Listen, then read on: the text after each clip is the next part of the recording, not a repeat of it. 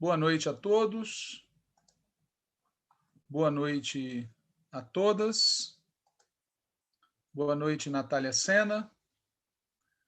Hoje o Brasil alcançou a marca horrenda de mais de 414 mil pessoas, compatriotas nossos, mortos pela Covid-19.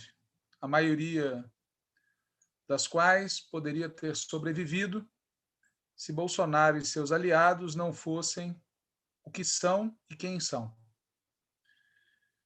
Começamos agora mais um programa antivírus dedicado à análise da conjuntura semanal. O título desse programa é composto por duas perguntas. Lula será o Biden brasileiro? Bolsonaro terminará como Trump? Mas antes de tentar responder a essas perguntas, eu passo a palavra para que a Natália Sena nos conte sobre o que acontece na CPI da Covid-19 e também para que nos conte o que ocorreu na votação da Lei de Segurança Nacional. Pois tem gente comemorando o fim da Lei de Segurança Nacional, mas tem pouca gente falando que a Lei de Defesa do Estado Democrático de Direito inclui vários dispositivos da execrável Lei de Segurança Nacional. Assim como tem pouca gente falando sobre um fato terrível: o crescimento dos casos de violência de todo tipo e também da violência contra militantes da esquerda em todo o país, sem falar na escalada de agressões verbais cometidas pelo Cavernícola, que, não por coincidência, reuniu-se há pouco com o atual governador do estado do Rio de Janeiro, cuja polícia praticou uma chacina terrível, execrável, condenável, no dia de hoje no Rio de Janeiro. Mas sobre isso também a Natália falará no final do nosso programa. Natália, é com você. Boa noite, Walter, boa noite todo mundo que está assistindo. Eu queria começar aqui falando sobre a questão da Lei de Segurança Nacional, né?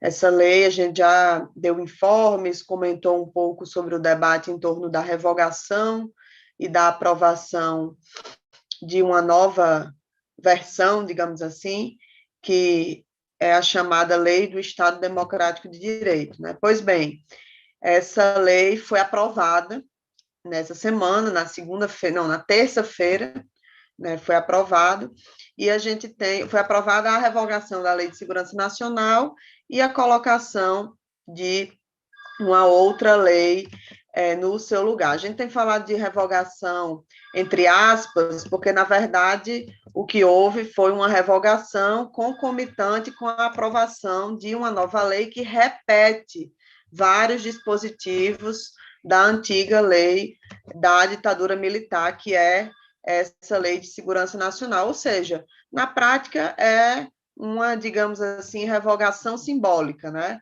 que acaba, inclusive, dando um verniz democrático a disposições legais que têm um conteúdo duvidosamente democrático, né, não é uma revogação propriamente dita daquela legislação.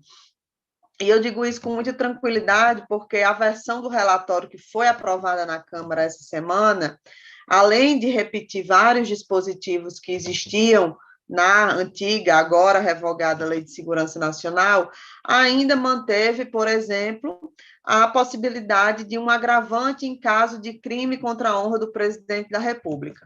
Ou seja, retirou aquele tipo penal de crime contra a honra do presidente da República, que estava sendo utilizado por Bolsonaro para perseguir opositores, mas manteve, né, a previsão de um agravante de pena nos crimes contra a honra cometidos contra o presidente e todos da linha sucessória, né? Essa previsão acerca do presidente já existia, mas foi incluído nesse debate de agora, houve a inclusão presidente da Câmara, do Senado, do STF, justamente para deixar muito nítido que, a gente está revogando lá o tipo penal, mas ainda tem aqui essa agravante de pena que abarca todos os que estão na linha sucessória do presidente da República. Então, na prática, né, segue existindo aí um plus persecutório para ser utilizado contra críticos do presidente da República e todos que estão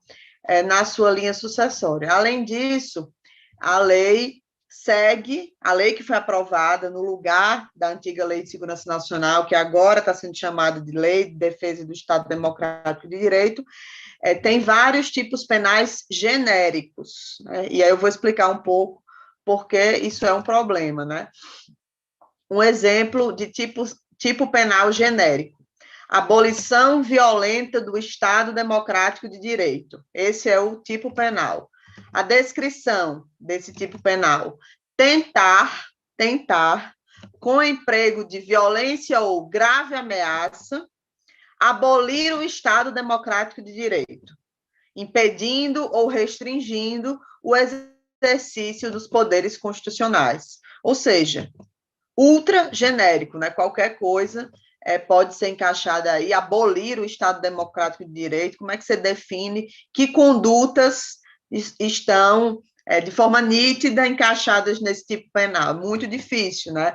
E, aliás, é importante dizer que essa descrição é basicamente a mesma descrição, mudando a ordem dos termos, das frases, mas é basicamente a mesma descrição do que na versão anterior do relatório desse projeto estava previsto como crime de insurreição, né, que muita gente de esquerda comemorou que esse tipo penal chamado de insurreição foi retirado do projeto aprovado, mas se você pegar a definição dos dois, é quase a mesma coisa, né?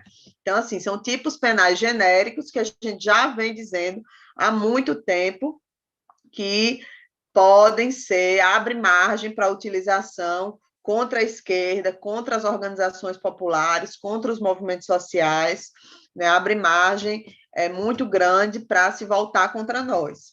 É claro que podia ser pior, né? Sempre pode ser pior. Por exemplo, em relatórios anteriores, né, tinham tipos penais ainda mais genéricos. Mas relembro o que eu disse antes, né? Esse, por exemplo, da abolição do Estado Democrático de Direito, enfim, que inclusive um título bizarro, né? Estava antes previsto ou chamado de outra forma no crime de insurreição. Mas também, vamos lembrar que o debate anterior sobre o crime contra a honra do presidente da República, que é o que Bolsonaro estava utilizando, tem utilizado para perseguir opositores, nos relatórios anteriores tinha sido retirado, né? E aí, no fim das contas, acabou se mantendo a agravante, né, em caso de crime contra a honra do presidente, e incluiu toda a linha sucessória, como eu já disse, o que na prática mantém, na minha opinião, mantém na prática, mesmo que chamado de outra forma, a possibilidade, né, mantém válida a mesma previsão, praticamente, que estava sendo utilizada por Bolsonaro para perseguir opositores, né? Vale ressaltar também que esse projeto foi aprovado essa semana, na terça-feira, numa imensa tratorada, né? Não estava sequer previsto que ia ter sessão da Câmara no dia. E aí caiu a sessão do Congresso, foi convocada de última hora a sessão da Câmara, e entrou na pauta, que não estava previsto para essa semana. Inclusive, foi aprovado através de votação simbólica, que é o que ocorre quando há ampla concordância acerca da matéria e se dispensa a realização de votação nominal, que é a votação onde cada deputado dá o seu voto, né? O lamentável disso, na minha opinião, é que quase toda a esquerda se comprometeu com esse projeto. O PT, o PCdoB orientaram voto a favor, participaram dessa ampla concordância que, inclusive, viabilizou que fosse uma votação simbólica e que deputados que divergem dessa posição, do conteúdo desse projeto, pudessem expressar o seu voto contrário, né? Então, o PT orientou a favor, o PCdoB também, na esquerda, só o PSOL foi contra, e enfim, apesar dessas reduções de danos, de algumas reduções de danos que foram feitas aí no curso do debate, pelo que eu falei aqui, até agora, não acho que a gente deveria ter se comprometido, né, com colocar uma espécie de véu democrático em um negócio nebuloso como esse, né, com riscos de ser desvirtuado, utilizado contra nós, né, essa coisa dos tipos penais abertos é muito perigosa, e é o caso dessa lei, né? Então, acho que está sendo muito, cada vez mais, né, entre nós, na bancada, na atuação do parlamento, na condução da atuação da esquerda no parlamento, está se utilizando a redução de danos como princípio, né? E se naturalizando cada vez mais que qualquer dano menor merece o nosso aval, né? Então, acho que é um erro que a gente não deveria ter cometido nessa votação. Então, sobre a questão da Lei de Segurança Nacional, esse é o informe, essa é a nossa avaliação aí sobre o que aconteceu essa semana lá na Câmara. Lembrando que foi aprovado na Câmara, o projeto ainda vai para o Senado, né? Então, ainda não está consolidada essa situação que eu estou descrevendo aqui para vocês, porque precisa ser aprovado ainda no Senado. Agora, eu queria falar um pouco também sobre a questão da CPI da Covid, né? Avançou também essa semana no Senado os trabalhos da CPI da Covid. Foram ouvidos até agora 3 pessoas, 3 ex-ministros e 2 ministros, 2 ex-ministros do governo Bolsonaro e o atual ministro da Saúde, né? Então, falaram Mandetta e Nelson Tait, os 2 ex-ministros, e o atual Marcelo Queiroga. Como a gente sabe, Pazuello fugiu da raia. O depoimento de Mandetta foi o primeiro, né? Foi feito na ordem cronológica, digamos assim, foi o primeiro e acabou que confirmou muita coisa que já se sabia, já se tinha sido, enfim, divulgado de diversas formas, agora foi confirmado pelo ex-ministro, né? A minha impressão é que de todos os depoimentos, como era esperado também, por todos os conflitos que ele já abertamente travou com o Bolsonaro, foi bem enfático na responsabilização mesmo do presidente, né, de Bolsonaro, pelos equívocos que foram cometidos desde o início, né, desde o princípio da gestão da pandemia, quando começou a surgir o primeiro caso, o primeiro óbito, enfim. Então, a questão do desprezo pelo isolamento, muito forte, ele trouxe vários elementos, a questão da insistência brutal na questão da cloroquina, né, inclusive com a informação de que ele queria mudar a bula do remédio por decreto, né, e também, já naquele momento, no início, o descaso com a contratação da vacina. Então, acho que dos 3 depoimentos, o do Mandetta foi o mais, digamos assim, contundente, né? O depoimento do segundo ministro da Saúde, Nelson Tait, foi mais morno. Até porque, primeiro, que ele passou menos de um mês no Ministério da Saúde, né? Grande parte das perguntas ele respondeu que não sabia, não lembrava, não tinha como responder, enfim, se esquivou muito. E hoje foi o depoimento do atual ministro, Marcelo Queiroga, né, que teve uma postura, digamos assim, de medir palavras para, obviamente, não desagradar o Bolsonaro, né, tentou algumas vezes se esquivar, dizendo, enfim, às vezes falando como ministro, às vezes querendo falar como médico, e várias contradições também colocadas no seu discurso, mas teve uma coisa que chamou atenção, que é o seguinte, ele deixa muito nítido que tem um comando paralelo fora do Ministério da Saúde na condução da pandemia, né? Perguntado sobre a questão do isolamento, das medidas que o governo tomou para impedir o isolamento, ele informou que não foi consultado, ou seja, o Ministério da Saúde não foi consultado sobre os decretos que Bolsonaro soltou, que impediam as medidas de isolamento determinadas pelos governadores, né? Então, esse foi um elemento importante aí, porque isso diz respeito, inclusive, à atual condução da pandemia, né? Não é a condução do início, não é... Enfim. E o cidadão dos 4 aí, o mais esperado até agora, não foi, né? Que é o general Pazuello. Na minha opinião, a ausência dele na CPI é um sinal de apreensão do governo, de certa forma, com a CPI, né? Como a gente viu, ele alegou que teve contato com pessoas que tiveram Covid, queria entrar em quarentena, enfim, pode ou não ser verdade essa história, mas o fato é que ele nunca se preocupou com isso, né? Vamos lembrar que ele recebeu o Bolsonaro sem máscara quando estava com Covid no ano passado, e também não apresentou nenhuma comprovação disso, além do fato de que já vazaram agora à tarde imagens dele recebendo visita do ministro Onyx. Então, essa é a situação atual acerca do depoimento do Pazuello. Não aconteceu ainda, então, a preço de hoje, ele conseguiu ganhar tempo, né, em relação à ida na CPI, tentou converter o depoimento para o formato virtual, onde, de certa forma, é mais fácil, né, não cometer nenhum escorregão ou ser colocado na parede, mas a comissão deliberou por realizar o depoimento dele de forma presencial e está marcado para o dia 19 de maio. Sobre o PT, pelo menos até agora, a minha impressão é que a gente ainda está um pouco baixo perfil na atuação da comissão, fazendo só a ressalva que no dia de hoje, em relação ao Marcelo Queiroga, né, eu não acompanhei as intervenções dos senadores do PT, ainda vou ver como foi que isso se deu.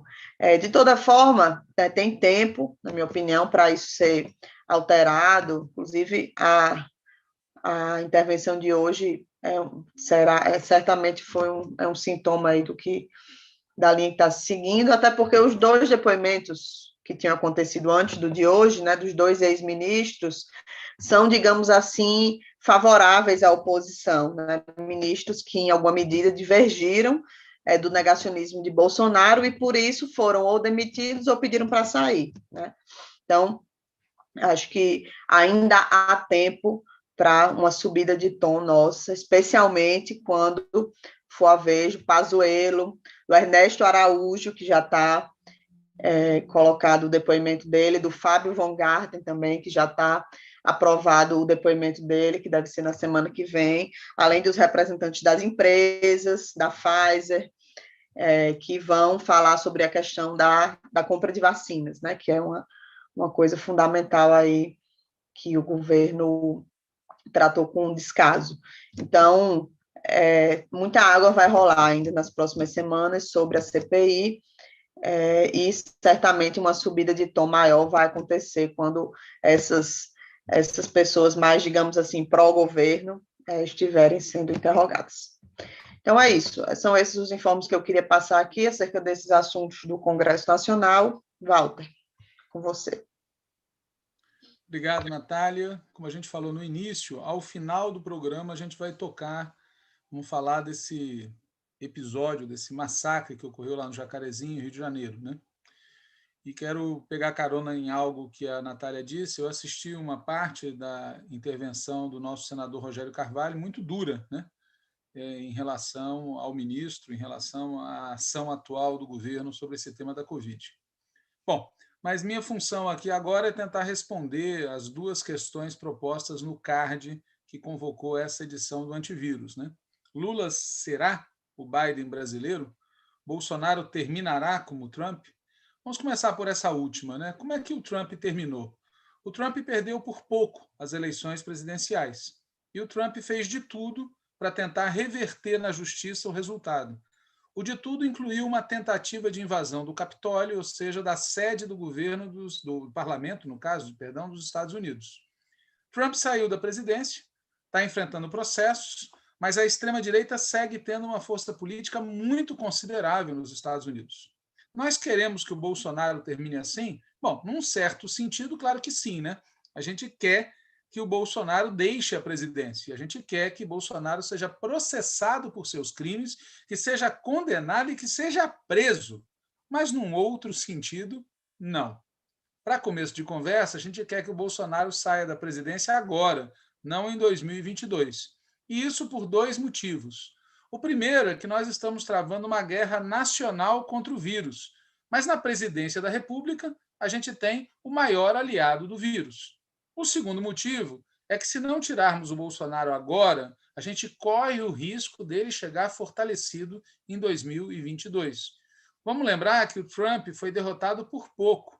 E a derrota, ainda que por pouco, ocorreu por dois motivos principais. O primeiro motivo é que a pandemia da Covid-19 estava no auge lá. E isso afetou e muito negativamente a popularidade do Trump.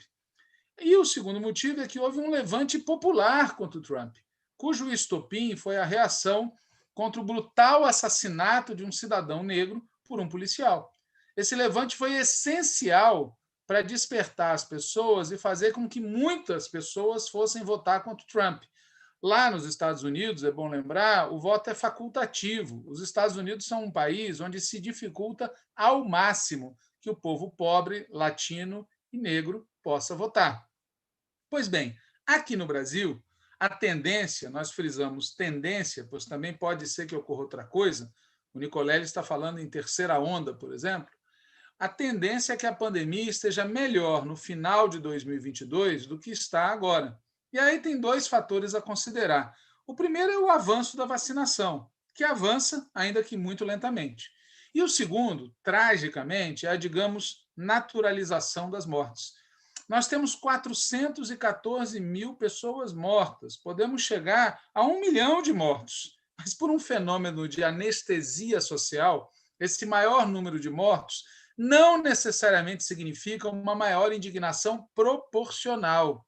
Além disso, e também por conta disso, até agora não houve um levante popular contra o Bolsonaro da dimensão desse que houve contra o Trump nos Estados Unidos. E veja, nós tivemos levante popular no Chile, tivemos levante popular no Paraguai, na Bolívia, no Equador, e estamos tendo, neste momento, um levante popular na Colômbia.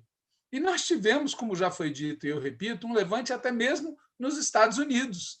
Mas no Brasil, até agora, nada.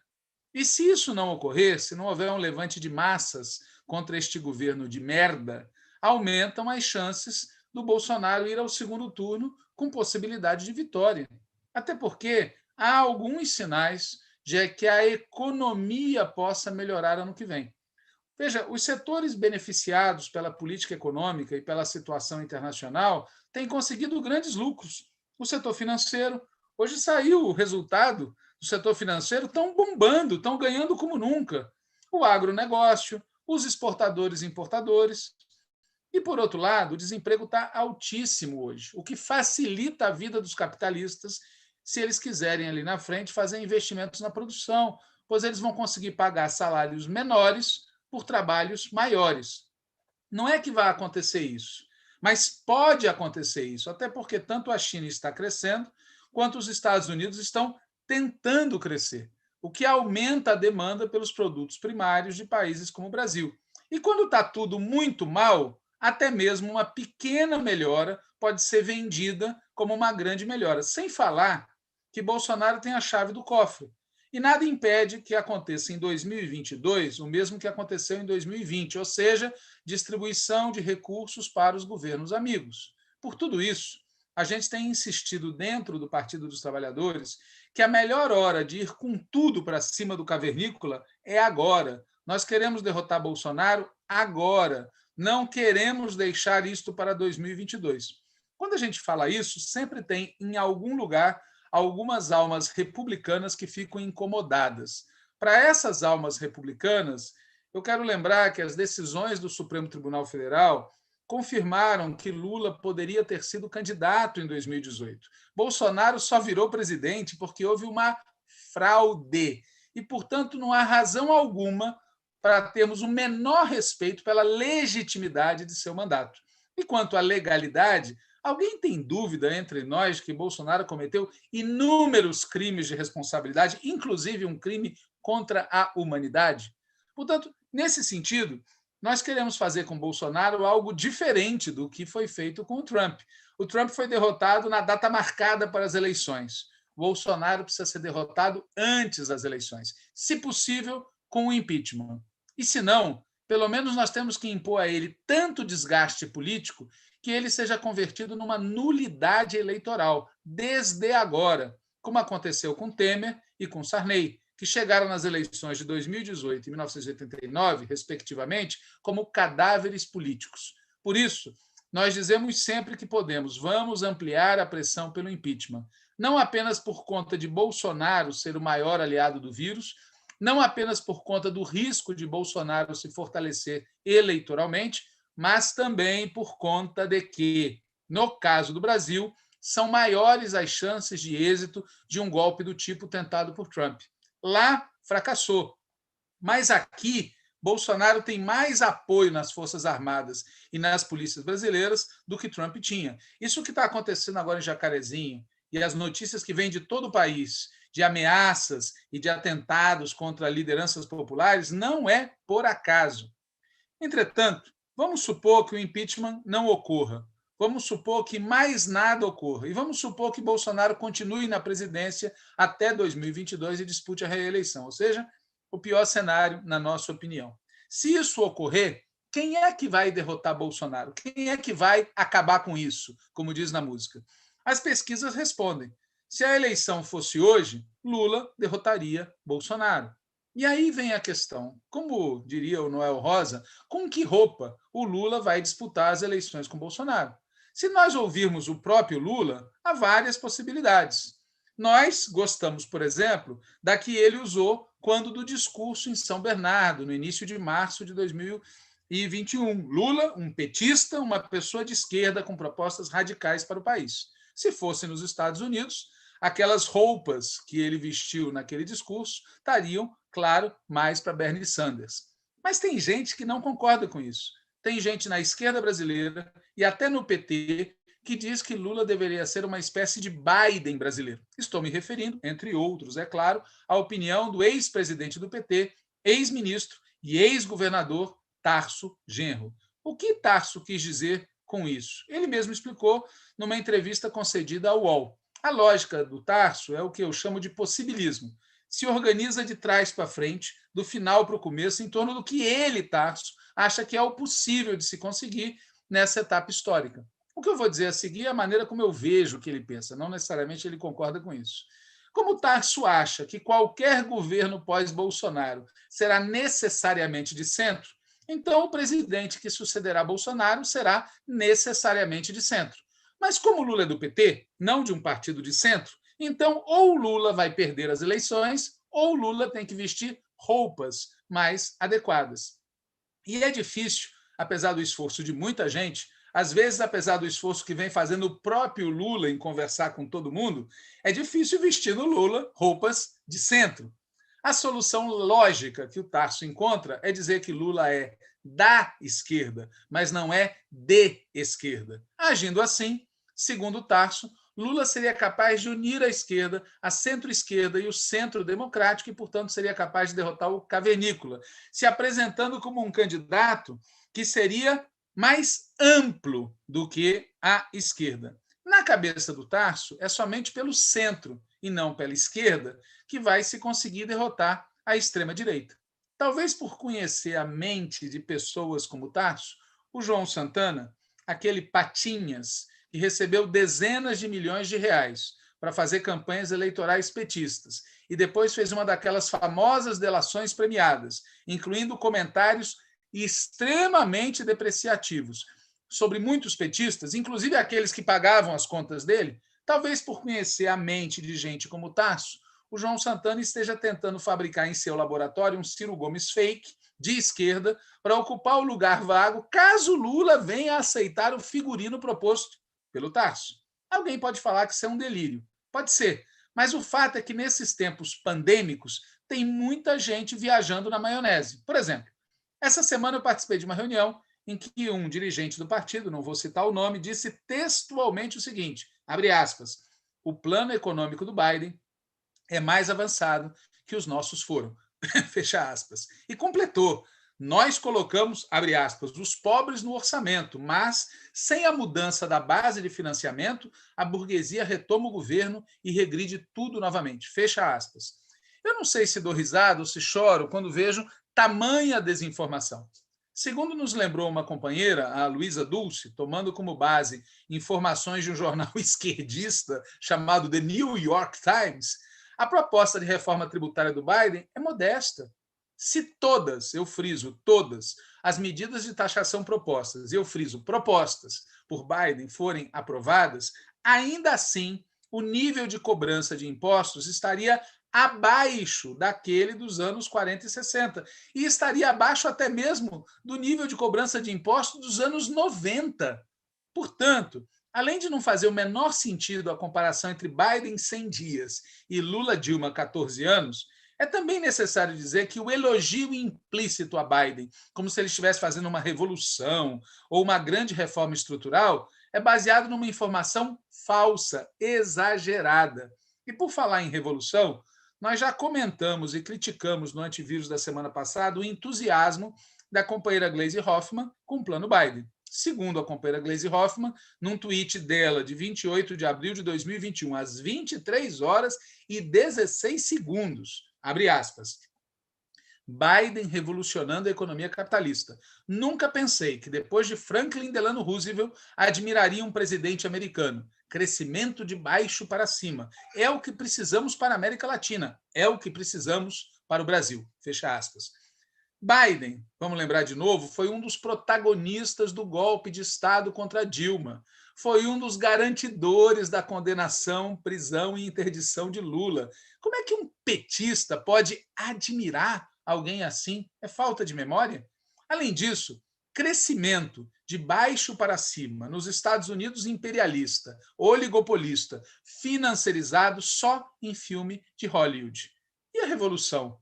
Biden estaria mesmo revolucionando a economia americana? Ou, como disse outro importante dirigente petista, Biden seria um reformista radical? A esse respeito, recomendamos ir muito devagar ao poste, como gostava de dizer um antigo secretário-geral do PT, que terminou seus dias admirando Land Rovers. Não é que Biden não possa tentar dar um cavalo de pau. Poder? Pode. Tudo pode. Mas mesmo que o plano Biden fosse muito melhor do que é, continuar sendo verdade o seguinte: se ele tiver êxito, entendendo por êxito, chegar onde seus defensores querem chegar, o resultado vai ser fortalecer os Estados Unidos na sua luta pela hegemonia mundial. Alguém de esquerda que ache isto bom está simplesmente mudando de lado sem se dar conta disso. Portanto, nós não vamos confundir alhos com bugalhos. É totalmente justo que a esquerda aproveite o plano Biden para reafirmar a inconsistência do neoliberalismo e para enfatizar a necessidade aqui no Brasil de programas maciços de investimento público.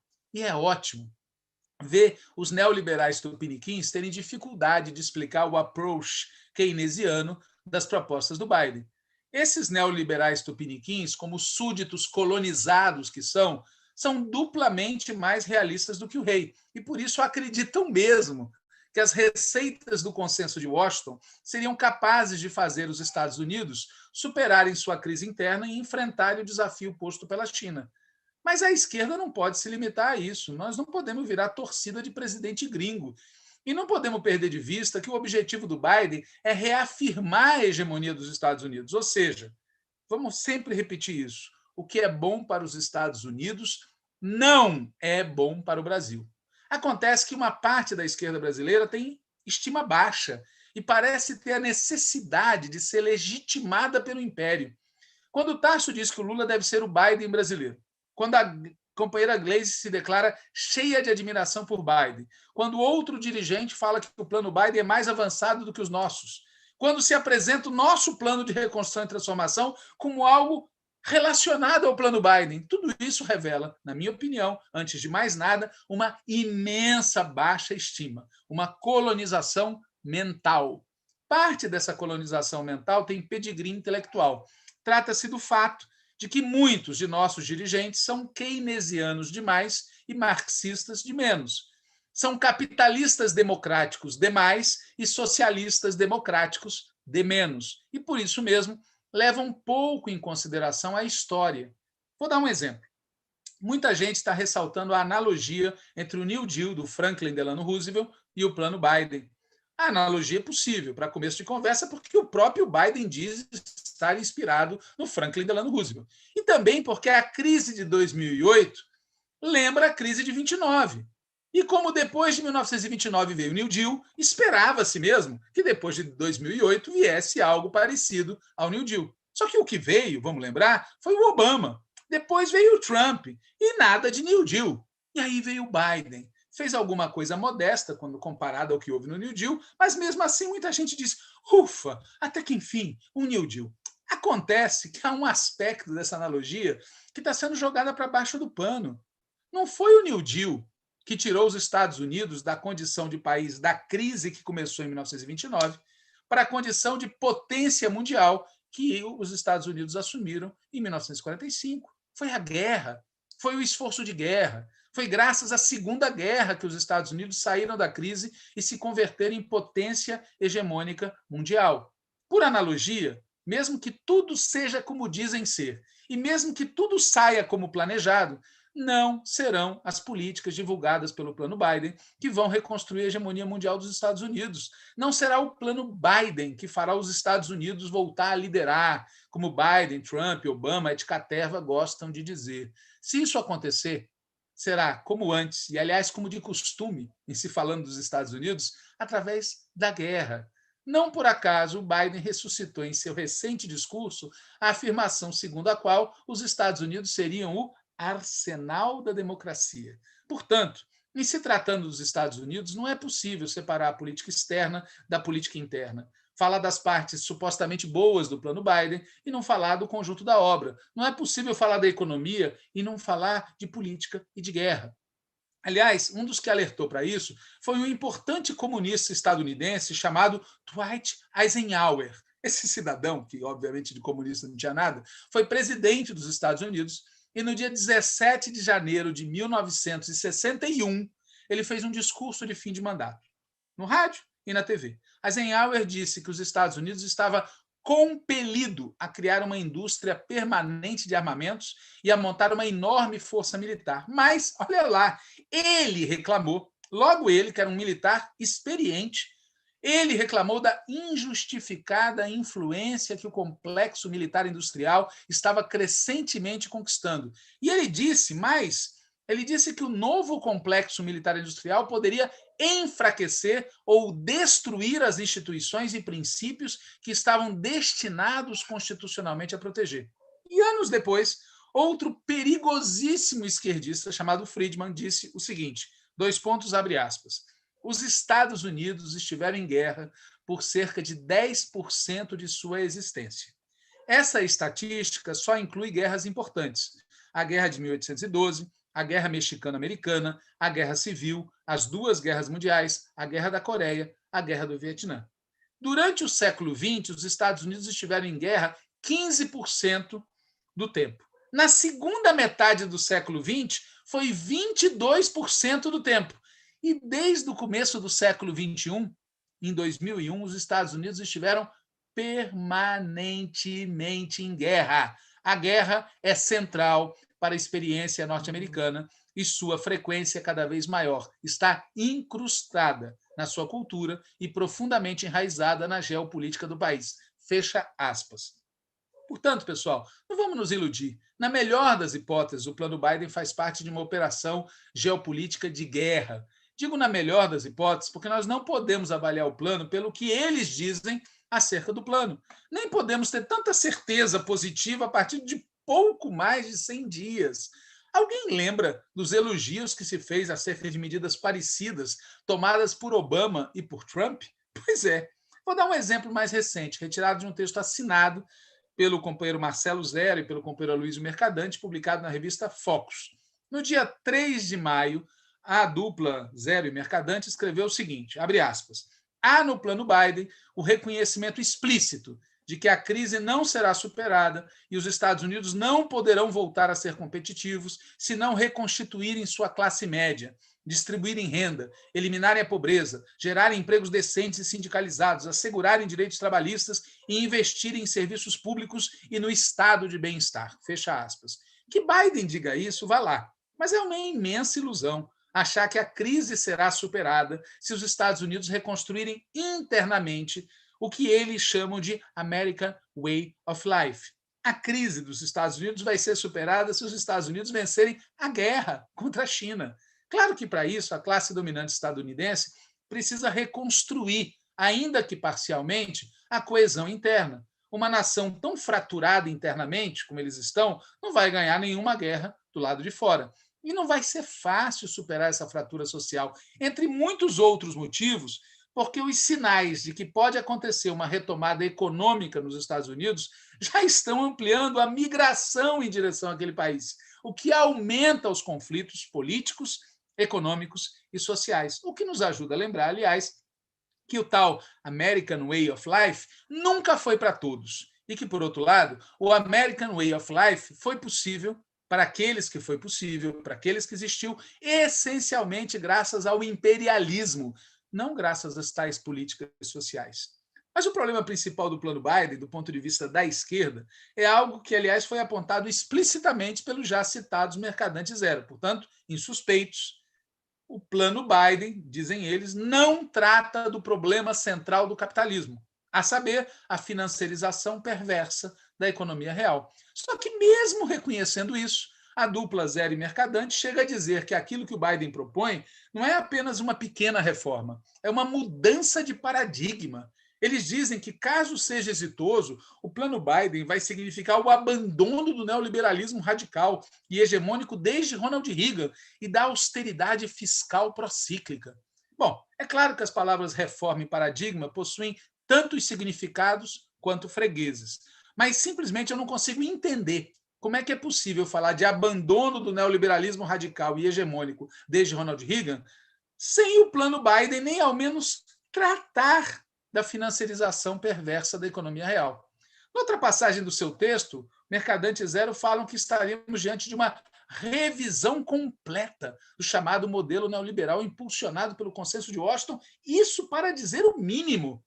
Eu pergunto de novo, pessoal, como é que se pode falar isso de um plano que nem ao menos trata da financiarização perversa? Revisão completa, sem tocar no capital monopolista financeiro, sem tocar na financiarização perversa.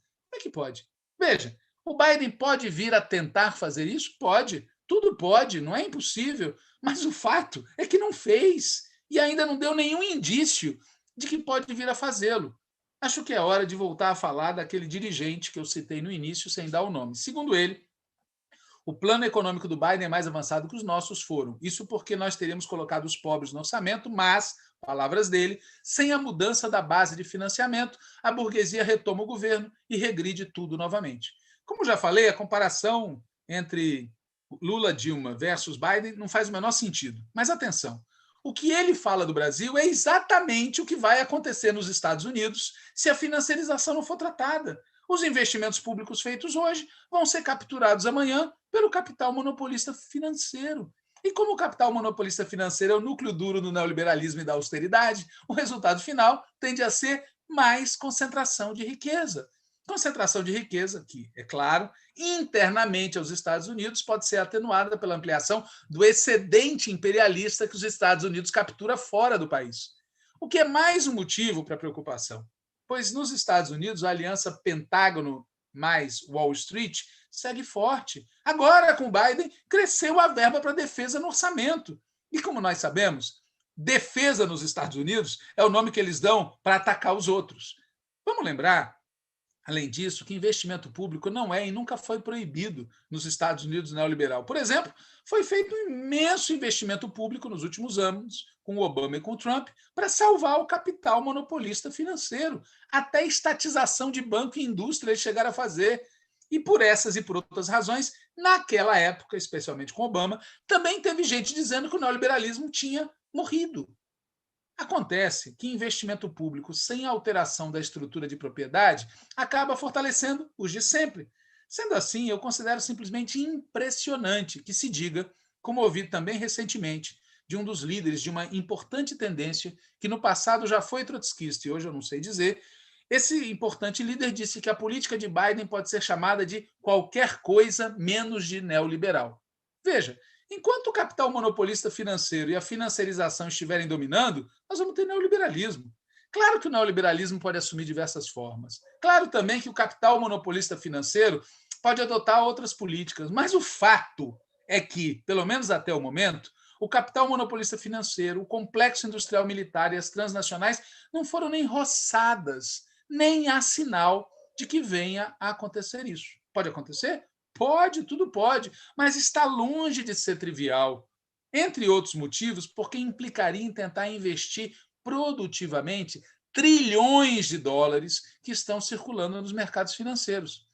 Mas é compreensível que esse tipo de detalhe seja esquecido pelas pessoas que estão passando o pano no Biden. Afinal, quem dizia que nos governos Lula e Dilma estaria em curso uma revolução democrática sem atentar para o fato de que os nossos governos não tinham feito nenhuma mudança, causado nenhum abalo na ditadura do capital financeiro, realmente quem falava isso pode agora dizer qualquer coisa sobre o Biden.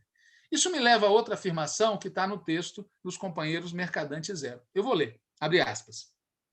Assim como o plano de reconstrução e transformação do Brasil, anunciado pelo PT em setembro do ano passado e largamente ignorado pela mídia nacional, e o plano Biden, que causa frisson na imprensa local, tem dimensão emergencial, a da reconstrução, e uma de médio e longo prazo, a da transformação. Ou seja, uma comparação entre plano Biden e plano de reconstrução e transformação. Cá entre nós, esse assim como é aquela famosa forçada de barra. Por um lado, este assim como é produto da já citada baixa estima. Mídia logopolista, olhem para nós somos como os gringos de que vocês falam tão bem. Déficit de atenção, na minha opinião. Por outro lado, o assim como é uma comparação totalmente manca. Entre outras diferenças, é bom lembrar que os estímulos fiscais do plano Biden são em dólar, o que garante uma margem de manobra fiscal, uma possibilidade de solução pelo endividamento que o Brasil simplesmente não possui. Deste fato, aliás, decorre a necessidade de fazer aqui o que, pelo menos até agora, o plano Biden não fez, que é tratar da financiarização perversa. Na nossa opinião, estatizar o oligopólio financeiro privado. Mas, infelizmente, assim como o plano Biden, o plano de reconstrução e transformação não trata de liquidar a hegemonia do capital financeiro. E, na ausência disso, e diante da dificuldade de fazer reforma tributária, tem muita gente boa, muita gente de esquerda achando que a solução, com a gente voltando ao governo, seria fazer os nossos investimentos dependerem ou das reservas internacionais ou de fazer crescer a dívida pública. E atenção para o truque. Se o Biden, sem tocar no capital financeiro, seria pós-neoliberal, então aqui a gente também, sem tocar no capital financeiro, também seríamos pós-neoliberais. Ficou fácil, né? Logo, para algumas pessoas, têm ou não consciência disso, o elogio ao Biden faz parte de uma operação mental para rebaixar nossas expectativas acerca do que nós mesmos vamos ter que fazer voltando ao governo. Para ir concluindo, eu queria falar do que ouvi num debate recente acerca do plano Biden. Ouvi que não estamos numa situação revolucionária. Eu fiquei pensando o que uma coisa tinha que ver com a outra. Será que porque não estamos numa situação revolucionária, a gente teria que fazer uma crítica mais suave? A gente teria que dizer que focinho de porco é tomada? A gente teria que achar que o máximo que podemos conseguir é um neoliberalismo menos desigual? Bom, demorou um pouco, mas finalmente eu entendi o que essas pessoas queriam dizer.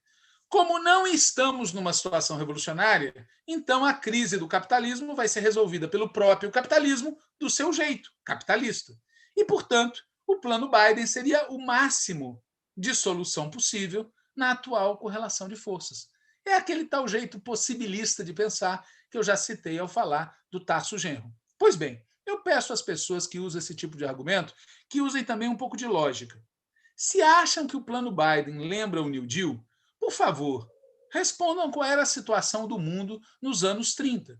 E a resposta é: havia de tudo um pouco. Havia nazifascismo, havia reformas capitalistas, havia socialismo, havia crises revolucionárias e havia guerras. E o desfecho tudo foi uma imensa guerra mundial, da qual saiu um mundo com dois polos, os Estados Unidos e a União Soviética, logo depois fortalecida pela República Popular da China, de que hoje se fala tanto. Esse foi o desfecho daquela crise do capitalismo. Não foi uma reforma pacífica, foi uma hecatombe, pelo menos 50 milhões de mortos e a destruição em grande escala da riqueza acumulada, prédios, construções, equipamentos. destruição do capital acumulado, que é exatamente uma das condições para o capitalismo sair da crise do capitalismo. E se no desfecho a gente teve também socialismo em algumas partes do mundo, isso só foi possível porque uma parte da classe trabalhadora decidiu prosseguir lutando pelo socialismo, mesmo em uma situação muito difícil, muito mais difícil do que aquela que nós vivemos hoje. Nesse sentido, o que mais deve nos preocupar nesses elogios desmedidos que se fazem ao plano Biden é que eles revelam que uma parte da esquerda acredita que a única saída possível para a crise atual do capitalismo é capitalista, sem perceber que, agindo desse jeito, tornam ainda mais difícil que haja qualquer saída para a crise, mesmo que seja uma saída capitalista. Pois não haveria New Deal, não haveria o welfare state se não houvesse a ameaça da revolução social. Misturada com essa discussão, existe outra. Há quem diga que a crise que vivemos hoje é causada não pelo capitalismo, mas pelo neoliberalismo. Seria uma crise do modelo neoliberal, não do modo de produção capitalista. Como se uma coisa pudesse ser totalmente separada da outra, como se o neoliberalismo não fosse o padrão de acumulação capitalista dominante nos dias que correm. Mas para quem pensa daquele jeito, que a crise é do neoliberalismo, torna-se fácil acreditar que se o capitalismo se livrar do neoliberalismo, assim, puff, a crise vai ser resolvida. Teríamos um capitalismo não neoliberal. Esse raciocínio transforma em única alternativa aquilo que é uma das possibilidades, mas perde de vista por quais motivos o capitalismo, depois da crise dos anos 70, desembocou no neoliberalismo. O caso é que concorrência intercapitalista, concentração de capital, centralização de capital produzem monopólio, capital financeiro e imperialismo. E, sob determinadas condições, produzem financeirização, que é a base material do que a gente chama de neoliberalismo. Quem acha que desmontar isso vai ser fácil, eu peço que reflita sobre o seguinte: as guerras do Iraque e do Afeganistão custaram mais caro do que a Segunda Guerra Mundial. E as coisas continuaram neoliberais. Claro que, falando em tese, é possível que o neoliberalismo seja efetivamente abandonado pelos capitalistas, assim como o liberalismo foi abandonado nos anos 30. Mas o processo que levou ao abandono do liberalismo nos anos 30 teve qual procedimento? A paz ou foi uma imensa guerra? Portanto, nós repetimos. Se as analogias entre Biden e Franklin Delano Roosevelt forem verdadeiras, e mesmo que o plano Biden, entre aspas, dê certo, o que vem por aí é mais crise, não menos crise. E nesse cenário, erram profundamente aquelas pessoas que, como os companheiros do Mercadante Zero, pensam que o capitalismo poderia ser uma, cito, entre aspas, opção minimamente viável para assegurar a sobrevivência da natureza, da humanidade e das democracias. Não é mesmo. Não é nem viável, nem minimamente viável. O capitalismo é a opção dos capitalistas. Deixemos que eles o defendam, se puderem. E vamos propor uma alternativa de verdade, não apenas de modelo, mas de modo de produção e de vida. Afinal, se nós queremos mesmo defender a sobrevivência da humanidade e a sobrevivência da natureza, então vamos ser coerentes e lutar para enterrar não só a cepa neoliberal, mas enterrar o capitalismo como um todo. E por tudo isso que foi dito, a gente tem que seguir mantendo distância de qualquer coisa que possa recordar o Juracy Magalhães, aquele embaixador brasileiro nos Estados Unidos, no governo do ditador Castelo Branco, autor da frase lapidar: o que é bom para os Estados Unidos é bom para o Brasil. O Brasil, pessoal, precisa de menos capitalismo, não de mais capitalismo. O Brasil precisa de menos influência gringa, não de mais influência gringa. O Brasil precisa de reformas estruturais, democráticas e populares. O Brasil precisa acabar com a ditadura do capital financeiro e do agronegócio. O Brasil precisa de socialismo. E por tudo isso, o Lula não deve ser nem Bernie Sanders, nem Biden. O Lula deve ser Lula. E como Lula é Minas Gerais, são vários, vamos deixar claro, a crise brasileira exige um Lula radical. Aquele Lula que no 1º de maio de 2020 afirmou que o capitalismo estava moribundo. E não vamos ser nós que vamos dar oxigênio para que o capitalismo possa voltar com tudo e seguir nos matando. Fora Bolsonaro, Lula lá. Então, pessoal, antes de encerrar, A gente não tinha como não comentar, né? Walter já falou disso no início, eu queria reforçar aqui sobre o massacre que aconteceu hoje lá no Rio de Janeiro, na favela do Jacarezinho, né? Em uma suposta operação policial. Até agora que a gente tem notícias, 29 pessoas foram assassinadas, né? Lembrando que esse tipo de operação está proibida de acontecer em decorrência da pandemia. Óbvio, esse tipo de operação que assassina pessoas não deve acontecer jamais, né? Falando qualquer operação policial em comunidades está proibido de acontecer em decorrência da pandemia. Tem uma decisão do STF sobre isso. E lembrando também, como o Walter já disse, que ontem, no dia de ontem, Bolsonaro se reuniu com o governador do Rio de Janeiro, né?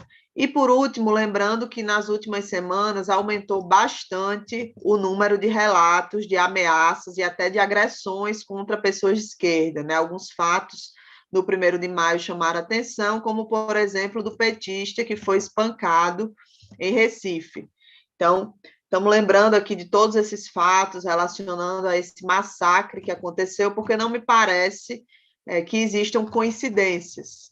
Parece que há um certo comando que vem de cima, né, para que as coisas sejam endurecidas em todas as frentes que forem possíveis, né? E esse massacre, esses assassinatos que aconteceram hoje, que a gente ainda não sabe ao certo qual é a dimensão, me parece que são, inclusive, parte desse comando, né? Até porque, vamos combinar, nada como para um governo como esse, de Bolsonaro, né, que cada dia com mais dificuldades, né? A gente e o momento que Lula começa a viajar o país, a CPI andando no Senado, a pandemia se agravando, né? Uma semana em que tem uma comoção que atinge o país em decorrência da morte de um artista que poderia estar vacinado, nada como para esse governo desviar o foco, né? Mudar a pauta, e acho que é importante a gente registrar aqui o absurdo que é essa situação que aconteceu hoje e também ficar bastante atento, colocar isso na nossa análise, porque parece que a disputa política está mudando de patamar, né? Então, era um pouco isso que eu queria comentar, enfim, prestar toda a nossa solidariedade a todas as pessoas que foram assassinadas, os familiares das vítimas do massacre que aconteceu hoje no Rio de Janeiro, e é isso, Walter. Queria, além de me somar a essa solidariedade, realmente o que aconteceu no Rio é uma coisa inominável. Eu queria aqui fazer o meu voto de que o companheiro André Ceciliano, que é presidente da Assembleia Legislativa do Estado do Rio de Janeiro, tome as medidas adequadas e faça tudo o que ele tem o direito e o dever de fazer como petista frente a essa estreia escandalosa desse novo governador, que, como eu falei no início, eu repito agora, por coincidência, acabou de vir de uma reunião com o Bolsonaro.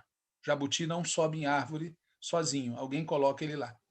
Era isso, e solidariedade às famílias de todos os que foram assassinados por uma polícia assassina. E é bom lembrar que, quando a gente debateu esses temas dentro do Diretório Nacional do Partido, havia quem resistisse a reconhecer o fato de que a instituição policial militar no nosso país é isso aí. É uma organização voltada a atacar o povo, não garantir segurança pública. Segurança pública não se garante matando 29 pessoas, como aconteceu no dia de hoje. É isso. Boa noite, Natália. Boa noite. Se é que se pode falar boa noite nessas circunstâncias, a todos e a todas que estão acompanhando. Fora Bolsonaro, fora toda essa canalha que está comandando o governo federal e seus aliados nos estados e municípios e nas instituições. É isso. Fora Bolsonaro.